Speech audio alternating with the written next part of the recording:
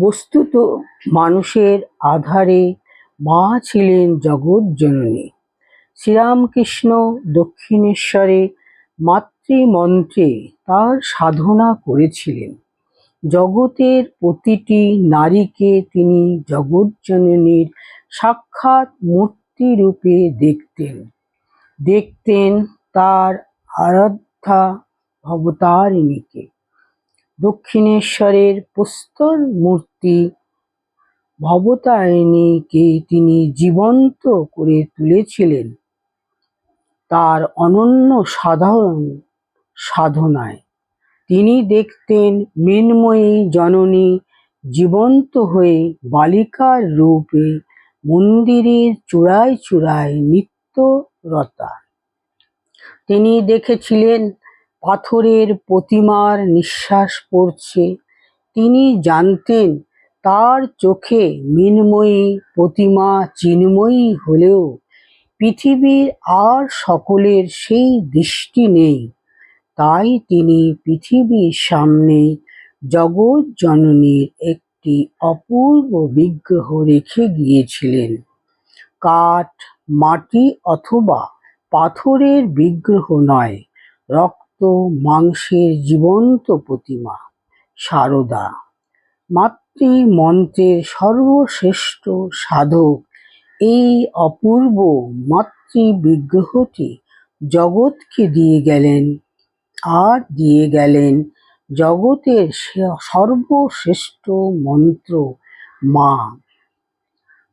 মায়ের স্নেহ শুধু যে মানুষের উপরেই ছিল তা নয়, পশু পাখি সকলের প্রতিই ছিল তার গভীর ভালোবাসা। পোষা চন্দনা পাখি, পোষা বিড়াল এবং গরুগুলি ছিল তার পরম আদরের। তারাও ছিল মায়ের পরম অনুরক্ত। তিনি ছিলেন তাদেরও মা। মায়ের পোষা চন্দনা পাখি গঙ্গারাম যখন মা ওমা বলে ডাকত, তখনই মা যাই বাবা যাই বলে তাকে ছোলা জল দিয়ে আসতেন। তিনি বুঝতেন ওই ডাকের অর্থই হলো তার খিদে পেয়েছে। মা নিজে তাকে রোজ স্নান করাতেন এবং খাবার দিতেন। জয়রামবাটিতে একদিন ভোর রাত্রে বাড়ির বাইরে থেকে একটি বাছুরের ডাক শোনা গেল। বড় অস্থির সেই ডাক। বাছুরটিকে তার মায়ের কাছ থেকে দূরে বেঁধে রাখা হয়েছিল। বাছুরটির ডাক শুনে মা তৎক্ষণাৎ বলতে বলতে ছুটলেন, যাই মা যাই, আমি এক্ষুনি তোকে ছেড়ে দেব, এক্ষুনি ছেড়ে দেব। এসেই মা বাছুরটির দড়ি খুলে দিলেন। আরেকবার আরেকটি ছোট বাছুর বড় অস্থিরভাবে চিৎকার করছিল।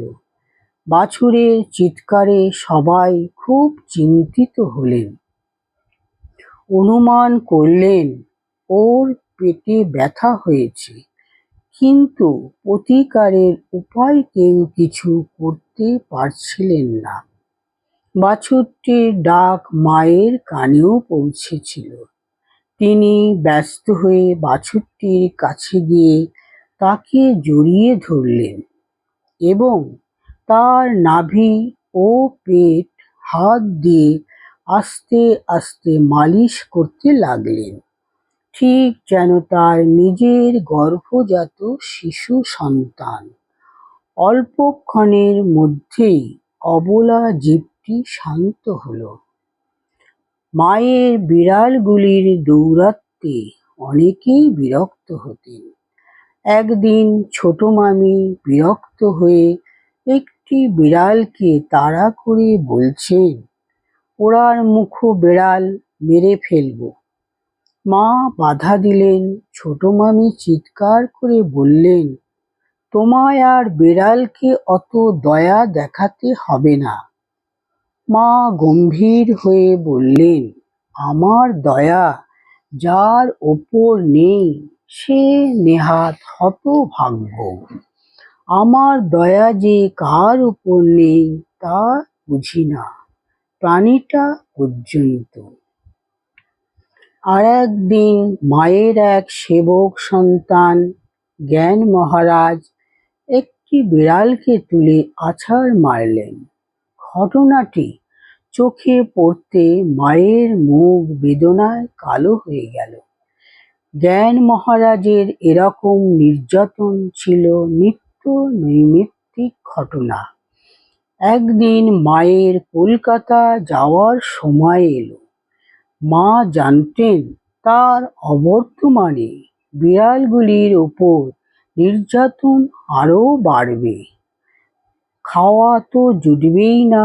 জ্ঞান মহারাজকে ডেকে মা বললেন, জ্ঞান, বিড়ালগুলোর জন্য চাল নেবে, যেন কারো বাড়ি না যায়।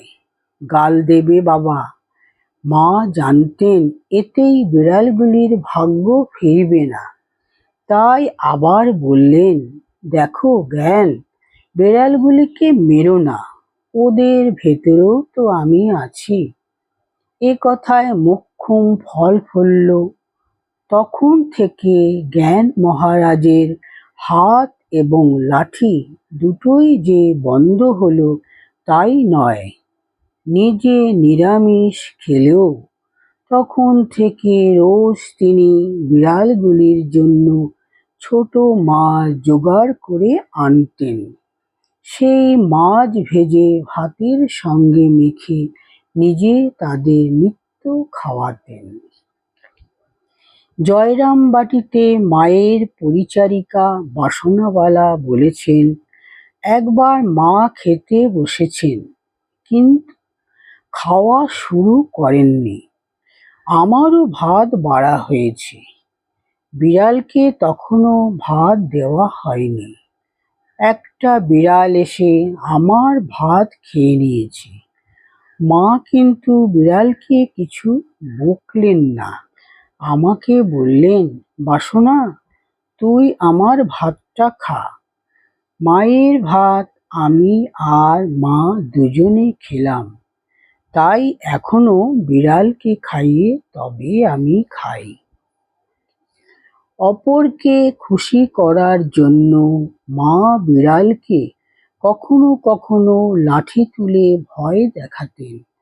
ভীত সন্ত্রস্ত বিড়াল মায়ের হাতে লাঠি থাকা সত্ত্বেও এসে তার চরণে আশ্রয় নিত। বিড়ালও জানত বিশ্ব জননীর কাছে তার কোনো ভয় নাই।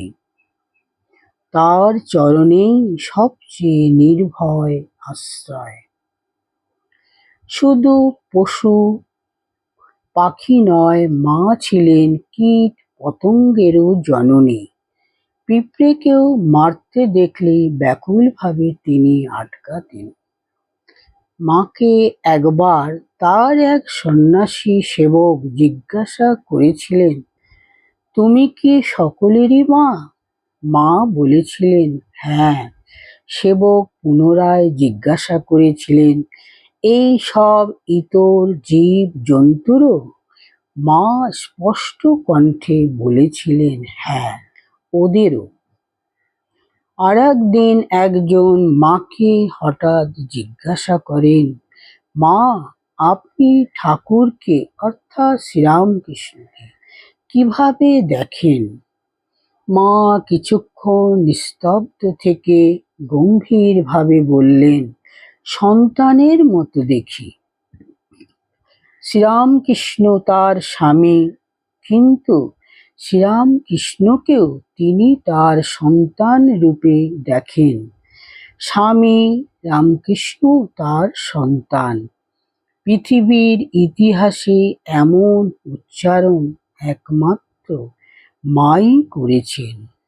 সেই সঙ্গে বাৎসল্যের চিরন্তনী চেতন প্রতিমা সারদা অতিক্রম করে গিয়েছেন কৌশল্যা ও যশোদার মতো ইতিহাস। অতীত ও বর্তমানে ভারত ও বিশ্বের সর্বশ্রেষ্ঠ বাৎসল্য প্রতিমা বৃন্দকে।